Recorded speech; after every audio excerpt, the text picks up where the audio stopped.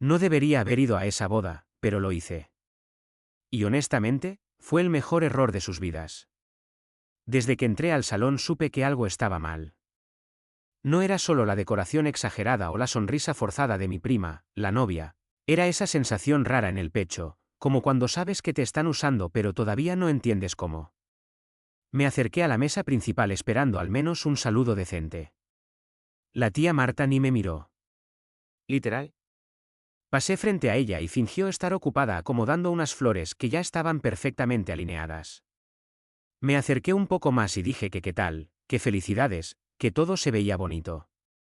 Ella respondió sin mirarme, con esa voz fría de siempre, que sí, gracias, busca tu mesa, estamos un poco ocupados. Ahí ya me empezó a oler raro. Le pregunté a uno de los meseros dónde estaba mi lugar. El tipo revisó la lista, frunció el ceño, y luego me miró como con pena. Me dijo que estaba en la mesa 27. ¿27? El salón tenía como 15 mesas. Le dije que debía haber un error. Él volvió a revisar y me dijo que no, que ahí estaba mi nombre, bien claro. Caminé todo el salón mientras la gente brindaba, reía, abrazaba a la familia, mi familia. Y yo pasando entre ellos como si fuera invisible.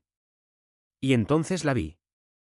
La mesa 27 no solo estaba al fondo, estaba prácticamente pegada a la salida de emergencia, al lado de los baños. Sin decoración, sin centro de mesa, sin nada. Solo 3 sillas. Vacías. Me quedé parado unos segundos, tratando de procesarlo.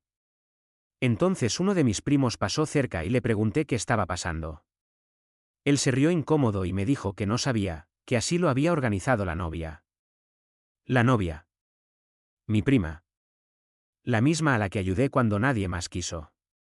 La misma que me llamó llorando hace meses, diciendo que si no le prestaba dinero la boda se cancelaba. Respiré hondo. Me senté. Pasaron unos minutos. Nadie se acercó. Nadie preguntó nada. En algún momento empezó la música, todos se levantaron a bailar, y yo ahí, solo, con una copa de vino barato que ni siquiera sabía bien.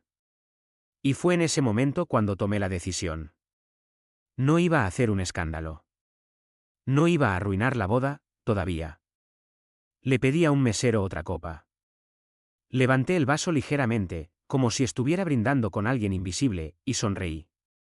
¿Tranquilo? Muy tranquilo. Porque ellos pensaban que yo había venido solo a ver. Pero no. Yo había venido preparado. Saqué el sobre del bolsillo interior de mi saco. Lo sostuve unos segundos, sintiendo el peso de todo lo que había dentro. Y entonces llamé a uno de los meseros y le dije que por favor le entregara esto a la novia, pero que lo abriera cuando todos estuvieran reunidos. El tipo dudó. Me preguntó si estaba seguro. Le dije que sí. Que era un regalo, muy especial. Él asintió y se fue. Y justo cuando lo vi acercarse a la mesa principal con el sobre en la mano, supe que ya no había vuelta atrás. Lo que no sabían, es que ese sobre no contenía dinero. Y cuando lo abrieran, todo iba a cambiar, lo vi desde mi mesa. Desde esa esquina olvidada donde me habían puesto como si fuera un error logístico. El mesero se acercó a la mesa principal, le dijo algo a mi prima y le entregó el sobre. Ella sonrió. Sonrió como si esperara dinero. Como si todo fuera normal. Como si yo siguiera siendo el tonto al que podía usar. Lo tomó en la mano, lo levantó un poco y dijo en voz alta que había un regalo más. Algunos aplaudieron.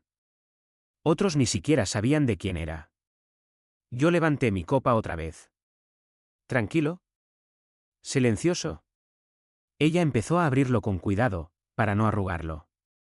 Siempre tan cuidadosa con las apariencias. Sacó primero una hoja doblada. Frunció el ceño. Luego sacó otra. Y otra más. Ya no estaba sonriendo. Le preguntaron qué pasaba. Ella dijo que nada, que solo era algo raro. Pero yo ya veía cómo le cambiaba la cara. Porque lo primero que encontró fue una copia del contrato del préstamo. Sí, ese préstamo que nunca existió. El mismo que me juró que me devolvería después de la boda. El mismo por el que tuve que vaciar mis ahorros. El mismo que toda la familia decía que yo había inventado. Ella levantó la mirada. Me buscó. Yo no me moví. No dije nada. Solo la miré, y levanté ligeramente la copa otra vez. Entonces empezó a leer. En voz baja al principio. Luego alguien le preguntó qué decía. Ella respondió nerviosa que nada importante. Pero ahí estaba su ahora esposo, insistiendo. Le pidió que se lo enseñara. Y cuando él tomó las hojas, todo empezó a romperse. Porque la segunda hoja no era solo el contrato. Era una conversación impresa. Mensajes. Sus mensajes. Donde decía claramente que nunca pensaba devolverme el dinero. Donde se burlaba de mí. Donde le decía a una amiga que yo era demasiado débil para reclamar. Sentí como el ambiente cambiaba. La música seguía, pero más baja, como si algo ya no encajara. El novio empezó a leer más rápido. Su cara pasó de confusión a algo mucho peor. Le preguntó directamente qué era eso. Ella respondió que eran mentiras, que yo estaba loco. Yo bajé la mirada, fingiendo que no escuchaba. Pero por dentro, estaba esperando. Porque lo peor, todavía no lo habían visto. Había una última hoja en ese sobre. Y cuando él la encontró, la música se detuvo. En seco. Como si alguien hubiera cortado el aire, el silencio fue tan brutal que se escuchaba hasta el zumbido de las luces. Nadie entendía qué estaba pasando, pero todos sentían que algo se había roto. El novio se quedó mirando esa última hoja. No decía nada. Solo la miraba, como si estuviera intentando convencerse de que no era real. Mi prima empezó a ponerse nerviosa. Le preguntó qué pasaba, que por qué se había quedado callado. Él no respondió. Solo levantó la hoja un poco más alto. Y entonces alguien cerca preguntó qué decía.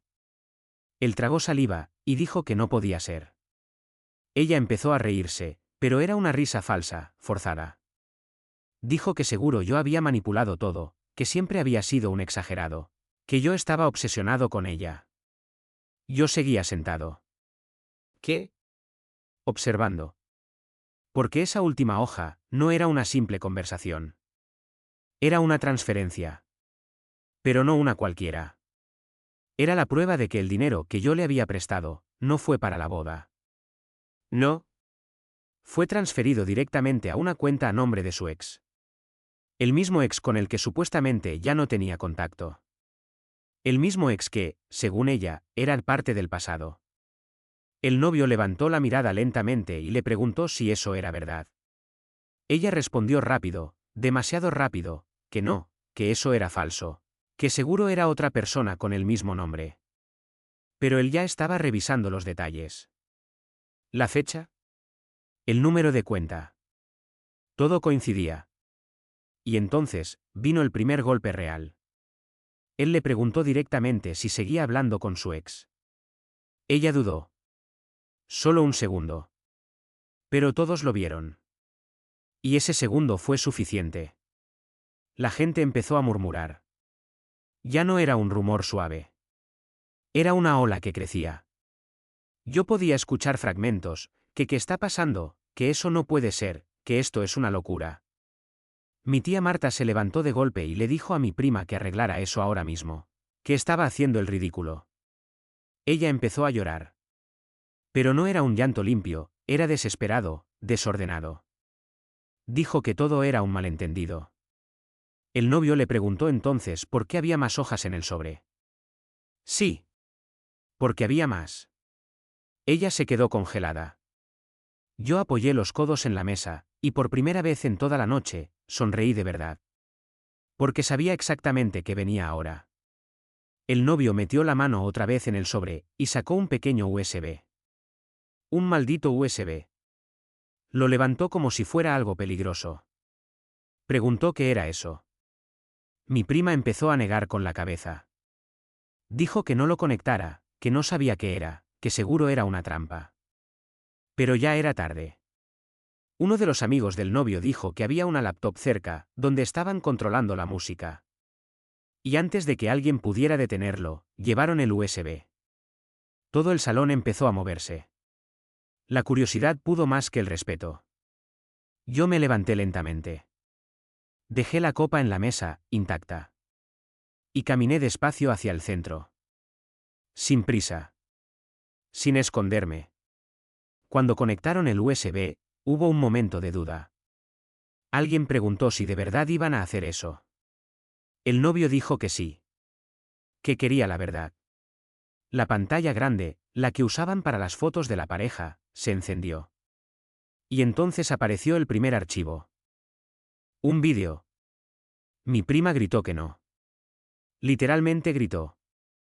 Pero nadie la escuchó. Le dieron play. Y ahí estaba. ¿Ella? En una videollamada. No con su ahora esposo. Con su ex. Riéndose.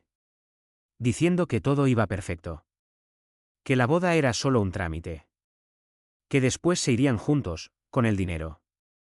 Con mi dinero. Sentí como el aire se volvía pesado. Alguien soltó un no puede ser. Otro dijo que eso era una locura. El novio no dijo nada. Solo miraba. Como si cada segundo le estuviera arrancando algo por dentro. Mi prima intentó acercarse a la laptop, pero alguien la detuvo. Ella empezó a gritar que era viejo, que ya no era así, que yo estaba arruinando su vida. Yo, por fin, hablé. Dije en voz normal, sin gritar, que no estaba arruinando nada, que solo estaba mostrando lo que ella ya había hecho. Todos se giraron hacia mí.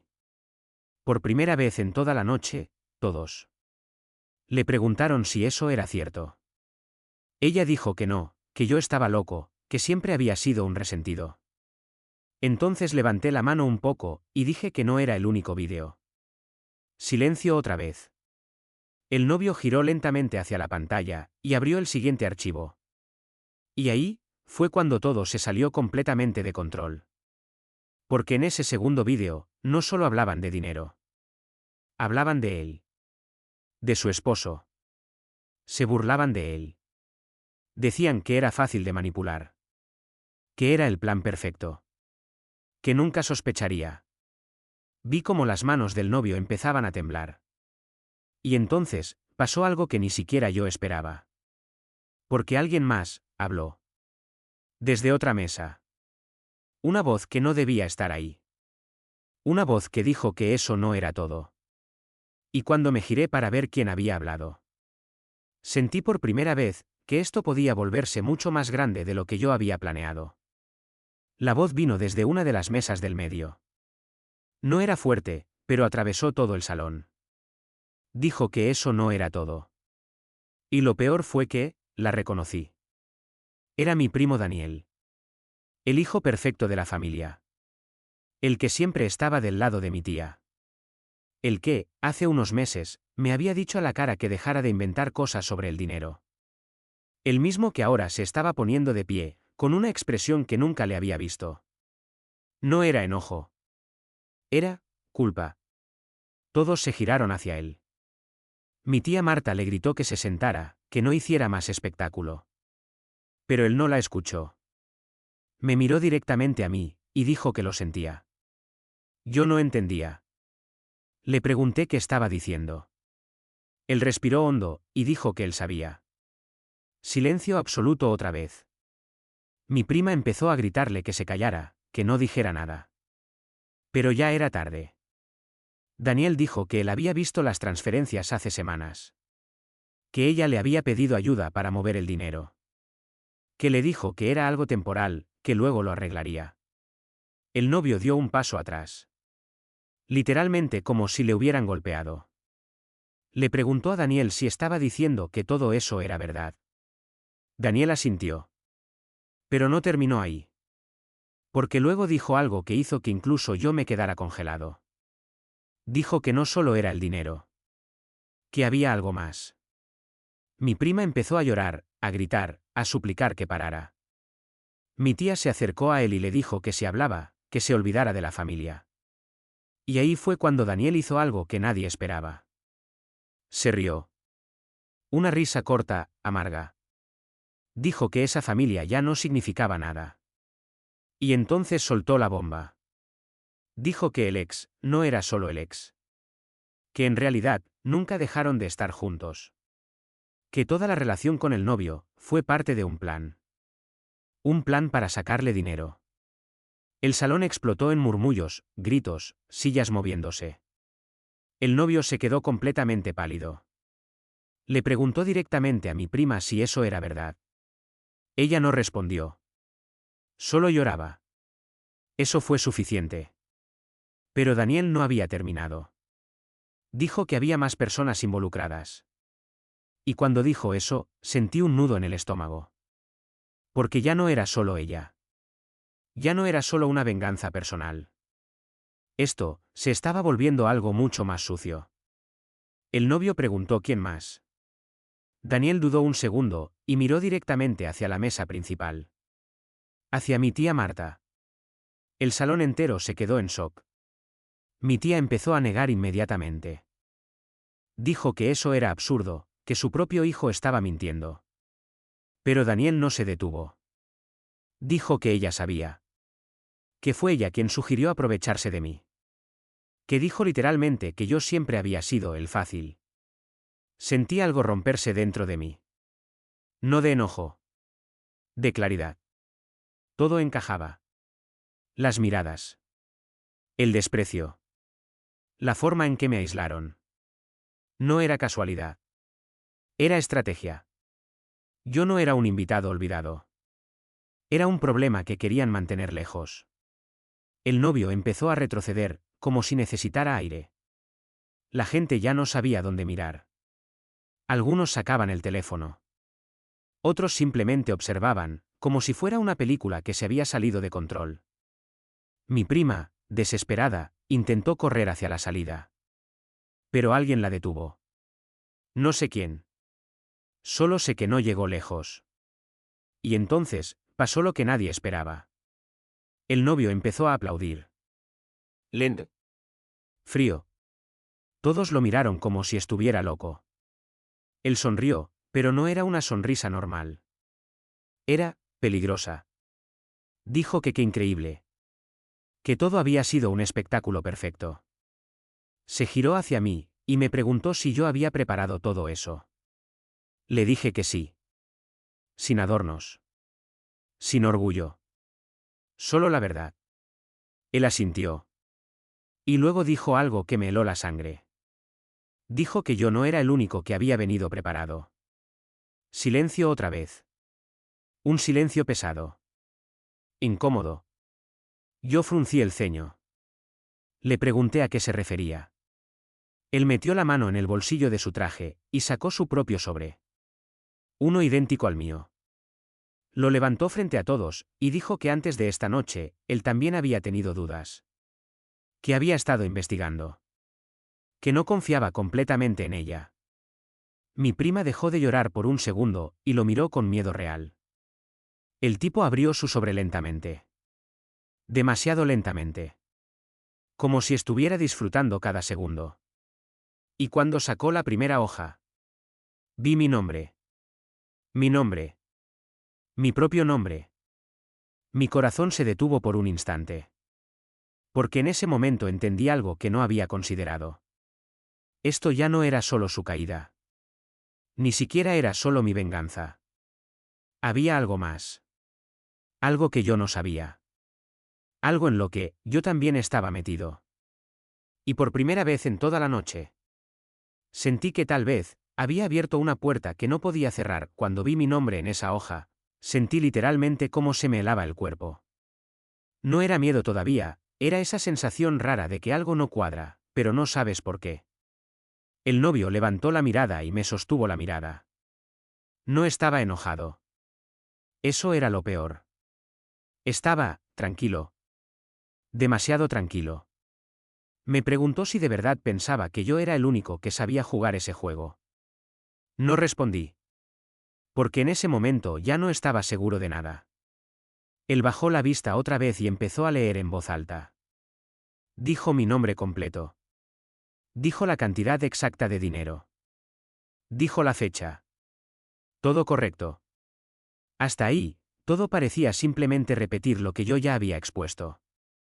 Pero entonces, siguió. Dijo que el dinero no salió directamente de mi cuenta. El salón volvió a quedarse en silencio. Yo fruncí el ceño inmediatamente y le dije que eso no tenía sentido. Que claro que había salido de mi cuenta. Que yo mismo hice la transferencia. Él negó con la cabeza, lentamente. Y dijo que no. Que yo solo pensaba eso. Sentí como el estómago se me apretaba. Le pregunté de qué estaba hablando. Él levantó otra hoja. Un estado bancario.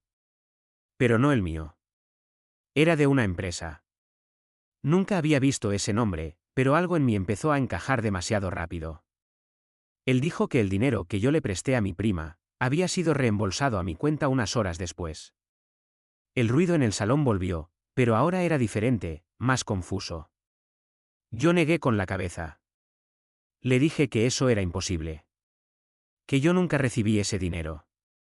Él dijo que sí. Que lo recibí.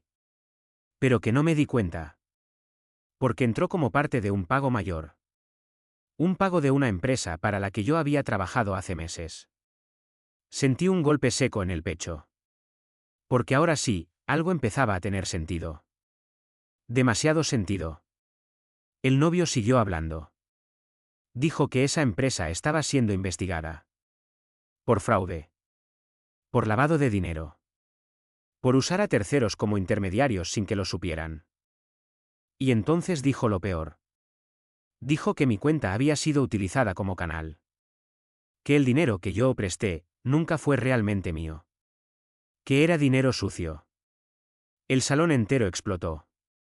Algunos se alejaron de mí. ¿Literal? Se alejaron físicamente. Como si de repente yo fuera el peligro. Le dije que eso era una locura, que yo no sabía nada de eso. Él asintió. Dijo que me creía. Que probablemente yo no sabía. Pero que eso no cambiaba nada. Porque legalmente, el dinero había pasado por mí. Y había terminado en manos de mi prima, y de su ex. Mi prima dejó de llorar. Ahora me miraba a mí. Con algo nuevo en los ojos. No era culpa. Era alivio. Porque ahora, no era solo ella. Yo sentí una mezcla de rabia y confusión que no podía ni procesar. Le pregunté al novio por qué sabía todo eso. ¿Por qué tenía esos documentos? Y entonces, sonrió. Por primera vez, sonrió de verdad. Dijo que porque él no era solo el novio ingenuo. Que trabajaba en finanzas. Pero no cualquier finanza. Investigaciones. Auditorías. Casos internos. Y que llevaba semanas siguiendo ese rastro. Dijo que al principio solo sospechaba de ella. Pero que cuando encontró mi nombre, todo se volvió mucho más interesante. Mi cabeza estaba dando vueltas. Porque ahora entendía algo peor que todo lo anterior. Yo no había venido a esa boda solo a vengarme. Había venido, directo a una trampa que ni siquiera sabía que existía. El novio dio un paso hacia mí. Y dijo algo en voz baja, pero suficiente para que varios lo escucharan. Dijo que esta noche no era sobre la boda. Era sobre cerrar el círculo. En ese momento, alguien del fondo del salón gritó. No un grito cualquiera. Un grito de autoridad. Todos se giraron. Y cuando vi quién era, supe que esto ya no tenía vuelta atrás. Dos personas estaban entrando. Trajes oscuros. Placas en la mano. Y una de ellas dijo claramente que nadie se moviera. El salón entero se congeló. Yo también.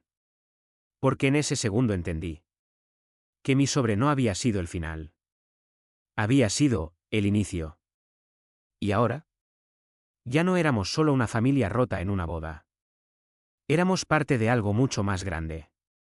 Algo que acababa de explotar frente a todos. El aire se volvió pesado, denso, imposible de respirar. Nadie se movía. Ni siquiera los que estaban a medio paso de salir por la puerta. Las dos personas avanzaron lentamente hacia el centro del salón. Mostraron sus placas otra vez y uno de ellos dijo con voz firme que era una investigación federal y que necesitaban que todos mantuvieran la calma. La palabra federal cayó como una bomba. Sentí un escalofrío recorrerme la espalda. Mi primera reacción fue pensar que venían por mí. No por mi prima. No por su ex. Por mí. Porque todo lo que el novio acababa de decir empezaba a tomar forma demasiado real. Uno de los agentes miró directamente hacia la pantalla donde seguía pausado el vídeo. Preguntó quién había puesto eso. Nadie respondió. Yo tragué saliva, y levanté la mano apenas. Dije que había sido yo. Todas las miradas volvieron a mí otra vez, pero ahora no eran de sorpresa. Eran de distancia. De miedo. El agente asintió lentamente y dijo que luego hablaríamos. Luego. Esa palabra se me quedó clavada. Porque significaba que sí, que yo estaba dentro de esto. El otro agente se dirigió directamente al novio. Le preguntó si era él quien había hecho el reporte inicial. El novio respondió que sí. Que había reunido información durante semanas. Que sospechaba de movimientos irregulares. Que había detectado transferencias que no coincidían. Que no confiaba en su prometida, ni en las personas a su alrededor. Las personas a su alrededor. Sentí como eso me incluía. El agente le pidió los documentos. El novio le entregó el sobre sin dudar. Todo estaba demasiado preparado. Demasiado limpio. Como si esta noche hubiera sido diseñada para esto. Mi prima cayó de rodillas. Literalmente. Empezó a suplicar. Dijo que ella no sabía nada, que todo era culpa de su ex, que él la había manipulado. El agente la miró sin ninguna emoción. Le preguntó el nombre del ex. Ella dudó. Y ese segundo de duda, lo dijo todo. Porque entonces, una de las puertas del salón se abrió de golpe. Y alguien intentó salir corriendo. Un hombre. Nadie lo había notado antes. Pero yo sí. Lo reconocí al instante. Era él. El ex. El mismo del vídeo. El mismo al que le había llegado el dinero. El agente gritó que se detuviera. Pero el tipo no lo hizo. ¿Corrió? Dos agentes más que estaban afuera entraron inmediatamente. Todo se volvió caos. Gritos. Sillas cayendo. Gente apartándose. En segundos lo alcanzaron. Lo tiraron al suelo. Y mientras lo esposaban, él empezó a gritar. Gritaba que no era el único. Que había más. Que todos estaban metidos. Que no lo dejaran cargar con todo. Sentí un nudo en la garganta. Porque sabía exactamente a dónde iba eso. El agente lo levantó del suelo y le preguntó de qué estaba hablando. Y el tipo miró directamente hacia mí. Directo. Sin dudar. Y dijo mi nombre. Todo se detuvo otra vez. Le grité que estaba loco. Que yo no tenía nada que ver. Pero él empezó a reírse. Una risa desquiciada. Dijo que yo era el enlace perfecto. Que ni siquiera sabía lo que estaba haciendo. Que por eso me eligieron. Porque era limpio. Porque nadie sospecharía. Sentí como si el piso desapareciera debajo de mí. El agente se acercó un paso. Me pidió que no me moviera. Que mantuviera las manos visibles. Yo levanté las manos lentamente. Mi mente iba a mil. Intentando reconstruir todo. Cada transferencia. Cada llamada. Cada cosa que había ignorado. Y entonces, algo me golpeó más fuerte que todo lo demás. Una memoria. Una conversación. Hace meses. Cuando mi prima me pidió el dinero. Cuando me insistió. Cuando dijo que era urgente. Pero no fue ella quien me convenció del todo. No. Hubo alguien más. Alguien que intervino. Alguien que me dijo que confiara. Alguien que garantizó que todo estaba bien. Mis ojos se movieron lentamente por el salón. Hasta que se detuvieron en él. El novio. Porque ahora todo encajaba. Demasiado bien. Demasiado perfecto. Él ya estaba investigando. Él ya sabía. Él necesitaba a alguien que conectara el dinero. A alguien que no levantara sospechas. A alguien cercano.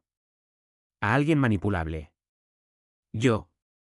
Sentí una mezcla de rabia y traición que casi me hizo perder el equilibrio. Le pregunté directamente, con la voz temblando, si él sabía desde el principio. El salón entero se quedó en silencio esperando su respuesta. Él me miró. Y no negó nada. Dijo que no sabía todo, pero que sí sospechaba lo suficiente. Que necesitaba pruebas. Que necesitaba que el dinero se moviera. Que necesitaba cerrar el caso. Y que yo, había sido la pieza perfecta. Sentí que me quedaba sin aire. Porque en ese momento entendí la verdad completa. Yo no era el vengador. No era la víctima. Era la herramienta. Y esta noche. No era mi victoria. Era su operación.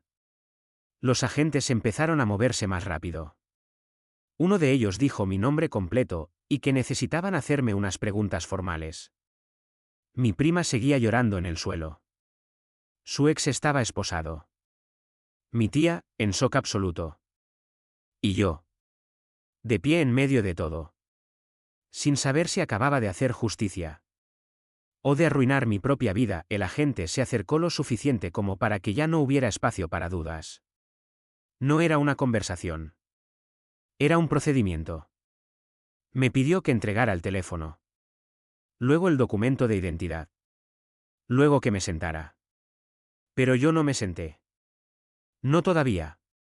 Porque en mi cabeza había una sola pregunta repitiéndose como un eco. ¿En qué momento dejé de tener control de esto? El salón ya no era una boda. Era una escena de contención. Luces más frías. Voces más cortas. Movimientos medidos. Y en el centro de todo, nosotros. Mi prima seguía en el suelo, ahora en silencio, como si el cuerpo ya no le diera para más emociones. Su ex estaba esposado, pero aún hablaba entre dientes, repitiendo que él no era el único. El novio, estaba a un lado, observando todo como si fuera un espectador satisfecho con el resultado de un experimento. Eso fue lo que más me golpeó. Su calma. Su control. El agente volvió a pedirme que cooperara. Y esta vez sí, me senté. Lento. Como si el cuerpo no me perteneciera. Me preguntaron cuándo había recibido la primera instrucción sobre la transferencia. Respondí la verdad, que nadie me dio instrucciones. Que yo solo presté dinero. Que confié. Pero mientras hablaba, ya veía en sus caras que esa respuesta no era suficiente. Porque ellos no buscaban intención. Buscaban estructura. El agente del fondo levantó una tablet. Mostró un flujo de transacciones. Y ahí estaba mi nombre otra vez. Repetido. Conectado. No como protagonista, sino como nodo. Como punto intermedio. Como canal. Sentí la garganta cerrarse. El agente dijo algo que me dejó helado, que mi cuenta había sido usada en múltiples movimientos durante meses, no solo una vez. Yo negué inmediatamente. Dije que eso era imposible. Que yo no había autorizado nada de eso. Pero entonces el novio dio un paso adelante. Y aquí cambió todo otra vez. Porque dijo una frase que nadie esperaba. Él no autorizó, pero sí facilitó. El agente lo miró. Le pidió que explicara. Y el novio, sin apartar la mirada de mí, dijo que en sistemas financieros complejos no siempre hay consentimiento consciente. Que hay accesos indirectos. Integraciones. Credenciales compartidas. Errores humanos.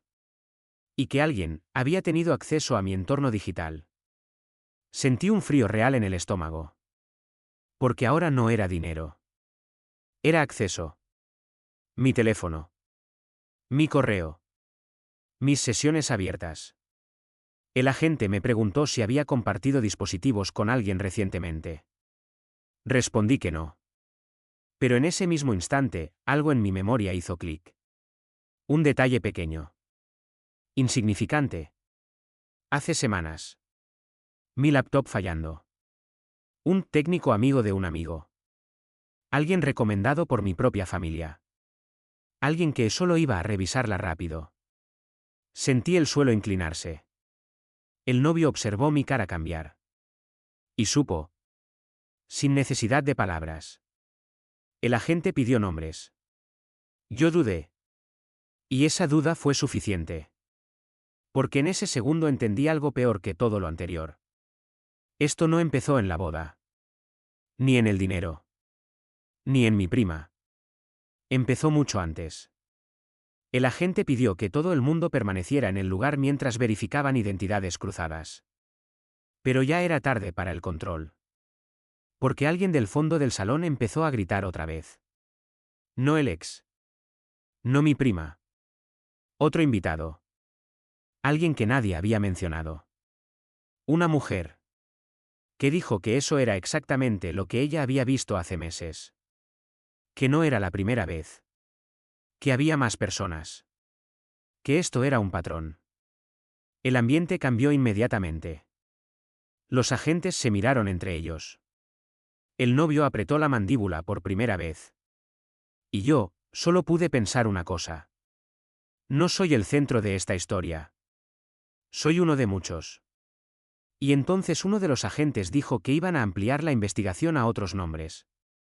Y fue ahí cuando escuché el mío otra vez. Pero esta vez, no venía de ellos. Venía de alguien detrás de mí. Me giré lentamente. Y vi a mi tía Marta. De pie. Por primera vez sin gritar. Sin fingir. Sin máscara. Y dijo algo que nadie esperaba. Dijo que yo no era el primero. Ni el segundo. Y que si querían entender todo, tenían que mirar más arriba. Mucho más arriba.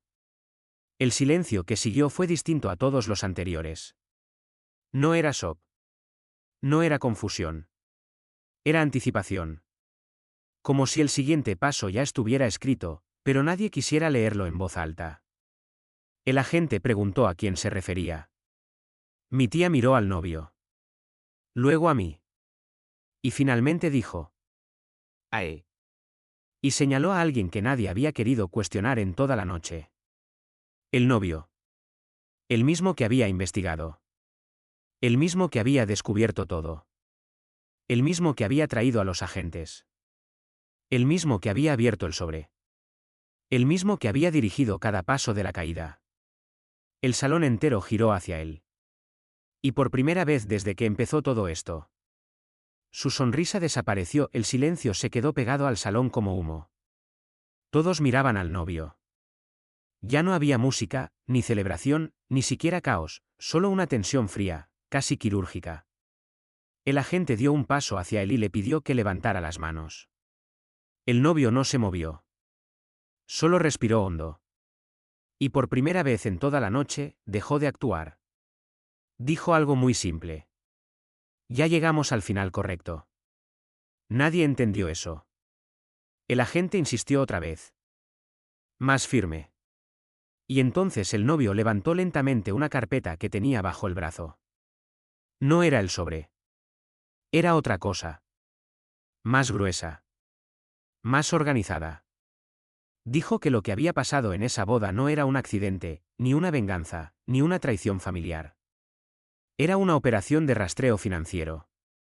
Una red completa. Y que todos los nombres que habían salido esa noche, eran piezas que ya estaban siendo seguidas desde hacía meses. Mi estómago se hundió. Porque eso significaba que nada de lo que hice fue espontáneo. Ni siquiera mi decisión de venir. El novio miró a los agentes y dijo que el ex ya estaba identificado en otra investigación. Que mi prima era un punto de conexión. Que yo era un nodo de tránsito. Y que él había sido asignado para cerrar el circuito. La palabra asignado lo cambió todo. El agente bajó ligeramente el arma. Porque ahora ya no estaba claro quién estaba investigando a quién. El novio abrió la carpeta. Y sacó una última hoja. Mi nombre otra vez.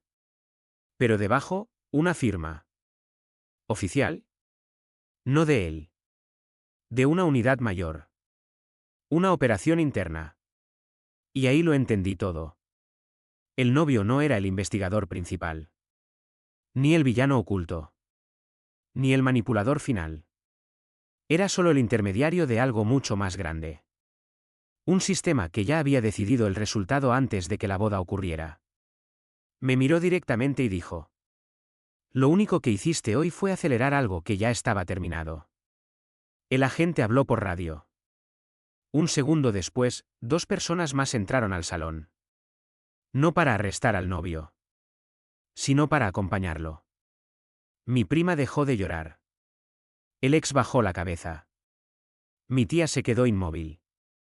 Y yo, por primera vez, entendí que no había final limpio. Solo cierre administrativo. Los agentes empezaron a llevarse a cada persona según su rol. Uno por uno. Sin dramatismo. Sin emoción. Como si todo hubiera sido ya procesado antes de empezar. Cuando llegaron a mí, el agente me miró unos segundos más de lo normal. Y dijo: tu cooperación fue suficiente. No tu inocencia. No tu culpa. Solo, cooperación. Y eso fue lo más inquietante de todo. Salí del salón mientras detrás de mí apagaban las luces una por una. Como si la historia nunca hubiera ocurrido ahí. Solo quedé yo afuera. El aire frío. La calle vacía. Y una sensación muy clara. No gané nada. No perdí nada. Solo me usaron para cerrar una historia que nunca fue mía. Y mientras caminaba hacia mi coche, entendí la última verdad de esa noche. La venganza nunca fue el final. Solo fue el método.